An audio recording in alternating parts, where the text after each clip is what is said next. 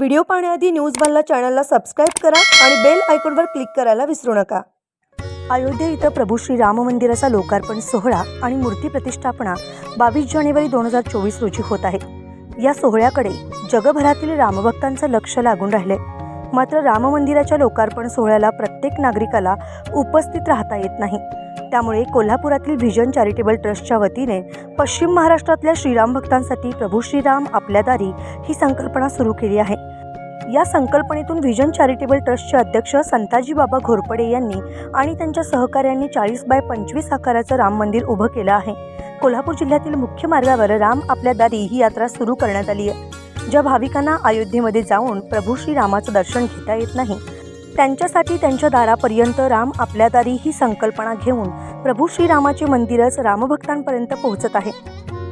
अयोध्ये येथे होणारा राम मंदिराचा प्रतिष्ठापना सोहळा या निमित्तानं आम्ही राम मंदिराची एक प्रतिकृती तयार करून रथयात्रा सुरू केलेली आहे। करवीर गगनवाडा पन्हाळा तालुक्यातील लोकांना दर्शन घेण्यासाठी राम आपल्या दारी अशी संकल्पना आम्ही सुरू केलेली आहे।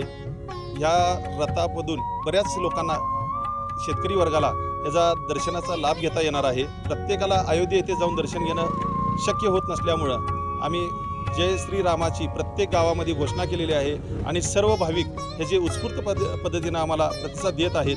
हे मंदिर 40 फूट लांबीला असून 25 फूट रुंद आहे। त्याच्यामध्ये राम, लक्ष्मण, सीता आणि बजरंगबलीचं मूर्त्या आम्ही बसवलेल्या आहेत आणि लोक बरेच गावांमधून येऊन आतमध्ये दर्शन घेतात, प्रदक्षिणा घेतात आणि लोक बाहेर येतात। अशा पद्धतीनं आमचं ही रथयात्रा सध्या सुरू आहे साहेब। हे आमचं व्हिजन चॅरिटेबल ट्रस्टच्या माध्यमातून आम्ही ही संकल्पना सुचवलेली आहे आणि आम्ही सुरू केलेली आहे आणि गावोगावी रथयात्रा काढण्याचा हा प्रारंभ आमचा सुरू झालेला आहे।